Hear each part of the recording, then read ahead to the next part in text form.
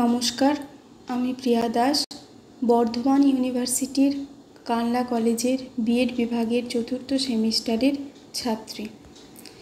আজকে আমি ইপিসি 3-র অন্তর্গত কন্টেন্ট ভিডিও তৈরির মাধ্যমে দ্বাদশ শ্রেণীর রাষ্ট্রবিজ্ঞান বিষয়ে আন্তর্জাতিক সম্পর্কের বিবর্তন এবং কয়েকটি মৌলিক ধারণা এই অধ্যায়ের থেকে একটি গুরুত্বপূর্ণ উপ-একক বিশ্বায়ন সম্পর্কে আলোচনা করতে চলেছি। বিশ্বায়ন সম্পর্কে একটি ধারণা পাওয়ার জন্য কিছু পয়েন্ট আলোচনা করা হবে। তাই বিশ্বায়ন সম্পর্কে জানার জন্য প্রথমেই আমরা জানব বিশ্বায়ন কী, বিশ্বায়নের প্রকৃতি, তারপর বিশ্বায়নের প্রভাব, জাতিরাষ্ট্রের ওপর বিশ্বায়নের প্রভাব, বিশ্বায়নের কারণ এবং উপসংহার। এই গুরুত্বপূর্ণ পয়েন্টগুলি এক এক করে দেখে নেব। প্রথমেই আমরা জানব বিশ্বায়ন কী। আধুনিক কালের একটি বহু চর্চিত বিষয় এই বিশ্বায়ন। ইংরেজি শব্দ গ্লোবালাইজেশন, যার বাংলা প্রতিশব্দ হলো বিশ্বায়ন বা ভুবনায়ন।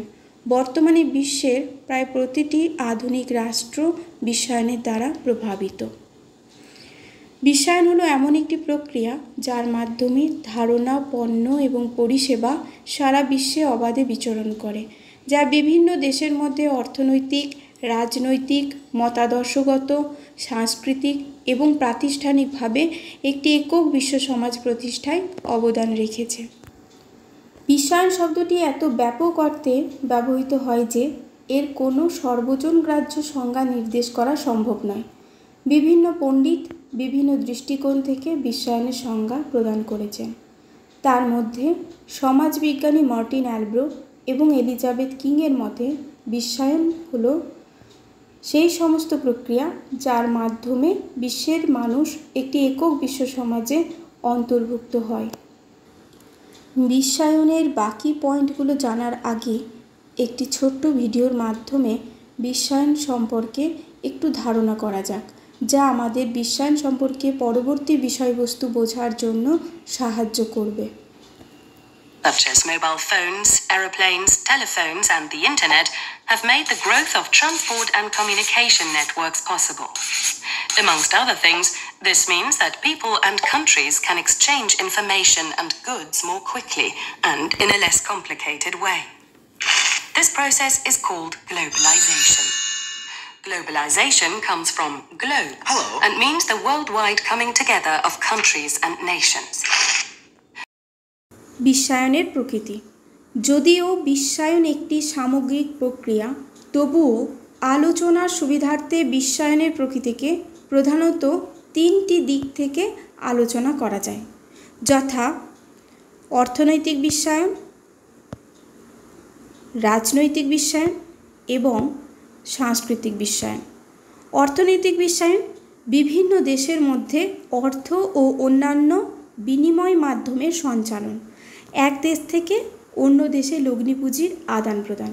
অর্থাৎ আধুনিক বিশ্বায়ন মূলত আর্থিক বা বাণিজ্যিক বিশ্বজুড়ে বাজার দখল করাই এর মুখ্য উদ্দেশ্য।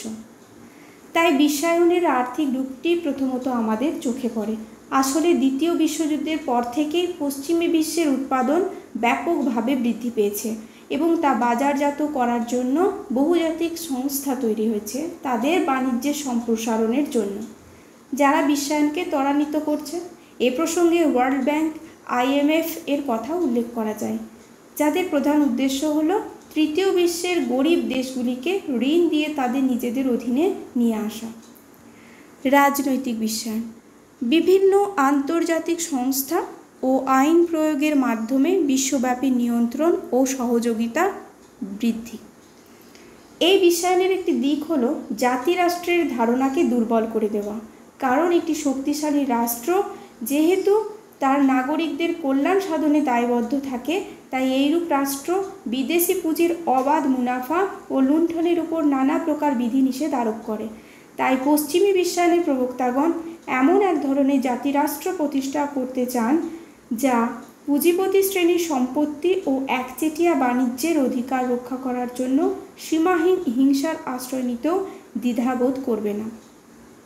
সাংস্কৃতিক বিশ্বায়ন এই বিশ্বায়নের লক্ষ্য হল বিশ্বব্যাপী একটি সমরূপ সংস্কৃতি গড়ে তোলা। ইন্টারনেট সহ বিভিন্ন অত্যাধুনিক গণমাধ্যমের সাহায্যে এইরূপ সংস্কৃতি গড়ে তোলার কাজে আন্তর্জাতিক গণমাধ্যম কর্পোরেশনগুলি আত্মনিয়োগ করে। বিশ্বায়নের প্রভাব। এখানে বিশ্বায়নের প্রভাবকে আমরা দুই দিক থেকে আলোচনা করব। প্রথমত বিশ্বায়নের ইতিবাচক প্রভাব, দ্বিতীয়ত বিশ্বায়নের নেতিবাচক প্রভাব। বিশ্বায়নের ইতিবাচক প্রভাব। তথ্য প্রবাহ বৃদ্ধি। বিশ্বায়নের ফলে তথ্য প্রবাহ বৃদ্ধি পেয়েছে। এর ফলে ব্যবসা বাণিজ্য, শিক্ষা ও গবেষণা সহ বিভিন্ন ক্ষেত্রে উন্নতি হয়েছে। প্রযুক্তিগত বিনিময় বৃদ্ধি। বিশ্বায়নের ফলে প্রযুক্তিগত বিনিময় বৃদ্ধি পেয়েছে। এর ফলে উৎপাদনশীলতা বৃদ্ধি পেয়েছে এবং নতুন পণ্য ও সেবা তৈরি হয়েছে। বিনিয়োগ বৃদ্ধি। বিশ্বায়নের ফলে বিনিয়োগ বৃদ্ধি পেয়েছে। এর ফলে নতুন কর্মসংস্থান ও শিল্প সৃষ্টি হয়েছে। উৎপাদনশীলতা বৃদ্ধি। বিশ্বায়নের ফলে উৎপাদনশীলতা বৃদ্ধি পেয়েছে। এর ফলে অর্থনৈতিক প্রবৃদ্ধি বৃদ্ধি পেয়েছে। আন্তর্জাতিক বাণিজ্য বৃদ্ধি। বিশ্বায়নের ফলে দেশগুলোর মধ্যে বাণিজ্য বৃদ্ধি পেয়েছে। এর ফলে পণ্য ও সেবার দাম কমেছে এবং ভোক্তাদের সুবিধা হয়েছে। বিশ্বায়নের নেতিবাচক প্রভাব। পরিবেশ দূষণ, অর্থনৈতিক বৈষম্য বৃদ্ধি, শ্রমিক অধিকার হ্রাস, সংস্কৃতি বিলুপ্তি, এগুলো বিশ্বায়নের নেতিবাচক প্রভাব। পরিবেশ দূষণ। বিশ্বায়নের ফলে পরিবেশ দূষণ বৃদ্ধি পেয়েছে। এর ফলে জলবায়ু পরিবর্তনের মতো সমস্যা দেখা দিচ্ছে। অর্থাৎ পরিবেশগত দিক থেকেও বিশ্বায়নের প্রভাব যথেষ্ট নেতিবাচক। এই বিশ্বায়নের যুগে যেভাবে শিল্পায়ন, নগরায়ন ইত্যাদির প্রসার ঘটছে, তাতে বিশ্বের সামগ্রিক পরিবেশ যথেষ্ট রূপে দূষিত হয়ে উঠছে। অনেকেরই আশঙ্কা এইভাবে চললে অদূর ভবিষ্যতে এই বিশ্ব আর মানুষের বাসযোগ্য থাকবে না। অর্থনৈতিক বিশ্বায়ন। বিশ্বের ধনী ও দরিদ্র দেশগুলির মধ্যে অর্থনৈতিক ব্যবধান ক্রমাগত বেড়ে চলেছে। শ্রমিক অধিকার হ্রাস। বিশ্বায়নের ফলে শ্রমিক অধিকার হ্রাসের ঝুঁকি বেড়েছে। অর্থাৎ আমরা জানি যে কোনো দেশের বৃদ্ধি এবং বিকাশের সংজ্ঞা দিতে সক্ষম সে দেশের শ্রমিক শ্রেণীভুক্ত জনগোষ্ঠী। যে কোনো অর্থনৈতিক কর্মকাণ্ডে এরা সবচেয়ে গুরুত্বপূর্ণ ভূমিকা পালন করে। শ্রমিকদের কর্মস্থলে সুস্থ কাজের পরিবেশ সৃষ্টি করা, তাদের ভালো থাকা, সচ্ছল জীবন সুনিশ্চিত করা দেশের নীতি প্রণেতাদের কাছে একটা বড় চ্যালেঞ্জ হয়ে দাঁড়ায়। তাই আইনের যথাযথ প্রয়োগের মাধ্যমে তাদের কাজের অধিকার ও সুরক্ষা নিশ্চিত করতে হবে। সংস্কৃতি বিলুপ্তি। বিশ্বায়নের ফলে স্থানীয় সংস্কৃতি বিলুপ্তির ঝুঁকি বেড়েছে। জাতিরাষ্ট্রের উপর বিশ্বায়নের প্রভাব। অর্থনৈতিক দিক থেকে জাতিরাষ্ট্রের উপর বিশ্বায়নের প্রভাবকে মূলত দুইভাবে আলোচনা করলে দেখা যায়। প্রথমত বাণিজ্য প্রবাহ, দ্বিতীয়ত বহুজাতিক কর্পোরেশন। বাণিজ্য প্রবাহ। বিশ্বায়নের ফলে দেশগুলোর মধ্যে বাণিজ্য বৃদ্ধি পেয়েছে, অর্থনৈতিক বাধা ভেঙেছে।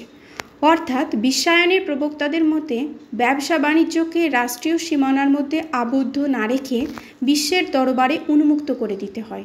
তাদের মতে অনুন্নত এবং উন্নয়নশীল দেশগুলির উন্নতির জন্য আন্তর্জাতিক বাণিজ্যের প্রসার একান্তভাবেই কাম্য। তাছাড়া উন্নত দেশগুলির সক্রিয় সহযোগিতায় অনুন্নত ও উন্নয়নশীল দেশগুলির অর্থনীতি উন্নত হবে বলেও দাবি করা হয়। দ্বিতীয়ত বহুজাতিক কর্পোরেশন। এই সংস্থাগুলি সীমানা জুড়ে কাজ করে, জাতীয় অর্থনীতি এবং নীতিগুলিকে প্রভাবিত করে। অর্থাৎ বহুজাতিক সংস্থাগুলি বিশ্বের বিভিন্ন প্রান্তে তাদের বাণিজ্যের সম্প্রসারণ ঘটাতে পারে এবং বিশ্বজুড়ে তাদের একচেটিয়া বাজার তৈরি করতে সক্ষম হয়। বিশ্বায়নের যুগে আন্তর্জাতিক অর্থভাণ্ডার বা IMF, WB, WT বিশ্বব্যাপী লগ্নি পুঁজির সম্প্রসারণের ফলে তৃতীয় বিশ্বের দেশগুলিকে অর্থনৈতিক দিক থেকে শোষণ করার কাজে আত্মনিয়োগ করেছে। সাংস্কৃতিক প্রভাব। পশ্চিমীকরণ। পরিশীলিত অর্থনীতি এবং দক্ষ পুঁজিবাদী ব্যবস্থার কারণে পশ্চিমা নিয়ম, আদর্শ এবং সংস্কৃতি প্রায়শই বিশ্বব্যাপী বাজারে আধিপত্য বিস্তার করে। সাংস্কৃতিক পরিচয়। বিশ্বায়ন সাংস্কৃতিক সীমানাকে অস্পষ্ট করে। অর্থাৎ বিশ্বায়নের একটি অন্যতম দিক হল সাংস্কৃতিক আদান প্রদান। যোগাযোগ ব্যবস্থার ব্যাপক উন্নতির ফলে বিশ্বের এক প্রান্তের মানুষ অন্য প্রান্তের মানুষের কাছাকাছি আসার সুযোগ পেয়েছে এবং অন্য জনগোষ্ঠীর সংস্কৃতিকে বরণ করে নেওয়ারও সুযোগ তৈরি হয়েছে। সাংস্কৃতিক বিশ্বায়নের প্রধান লক্ষ্যই হল জাতীয় সংস্কৃতির অবসান ঘটিয়ে একটি মিশ্র বা বিশ্ব সংস্কৃতি গড়ে তোলা। সাংস্কৃতিক বিশ্বায়নের পিছনে রয়েছে বহুজাতিক সংস্থার হাত। সাংস্কৃতিক বিশ্বায়নের ফলে বিশ্বের অনেক প্রাচীন সংস্কৃতি লুপ্ত হয়ে যাচ্ছে এবং একই সঙ্গে পশ্চিমী সংস্কৃতির আধিপত্য বিস্তার করছে। বলা বাহুল্য, সাংস্কৃতিক বিশ্বায়নের কারণে বহু জাতির গৌরবময় জাতীয় সাংস্কৃতিক ঐতিহ্য আজ বিলুপ্তপ্রায়।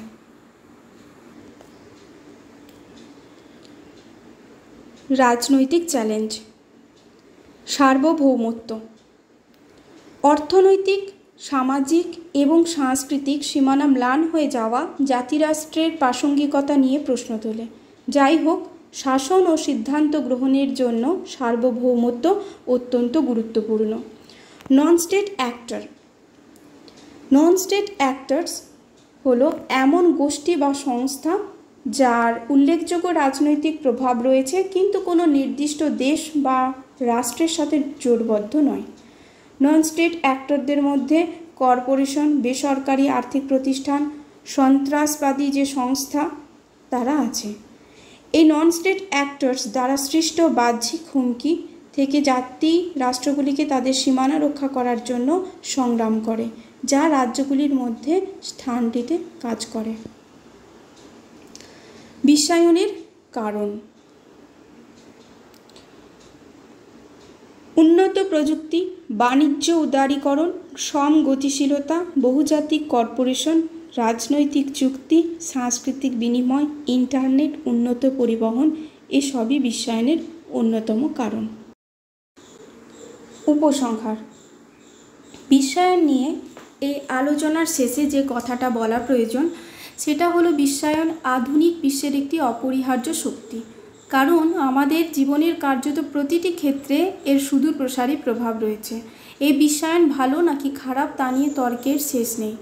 অধিকাংশের মতে মার্কিন পুঁজিবাদের দ্বারা প্রভাবিত এই বিশ্বায়ন গরিব তৃতীয় বিশ্বের দেশগুলির পক্ষে মোটেই স্বাস্থ্যকর নয়। কারণ এই বিশ্বায়ন বাড়ির কাজের লোক বা রিক্সাওয়ালাকে সস্তায় মোবাইল ও ইন্টারনেট তুলে দিলেও সস্তায় খাদ্য বস্ত্র তুলে দিচ্ছে না, শিক্ষা দিচ্ছে না। তথাপি বিশ্বায়নের বিরোধিতা করা বা একে আটকে রাখা সম্ভব নয়। কারণ বিশ্বায়ন গতিশীল যুগের প্রতীক। বিশ্বায়নকে কি করে মানবিক মূল্যবোধে সমৃদ্ধ করা যায় এবং বিশ্বের প্রতিটি রাষ্ট্রের কল্যাণে ব্যবহার করা যায় ও সাধারণ মানুষের কাজে লাগানো যায় তার জন্য বিভিন্ন ব্যবস্থা গ্রহণ করা উচিত। বিশ্বায়ন সম্পর্কে আমরা যা জানলাম তার সামগ্রিক দিকটি একটি ছোট্ট ভিডিওর মাধ্যমে দেখে নেব।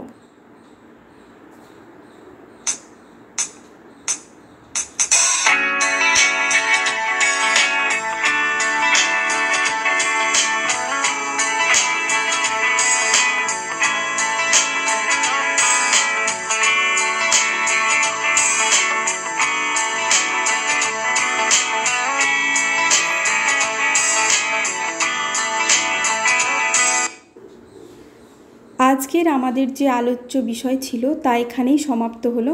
বিভিন্ন বিষয়ে এই রকম আরও কন্টেন্টের ভিডিও পাওয়ার জন্য চ্যানেলটিকে সাবস্ক্রাইব করবেন। ধন্যবাদ।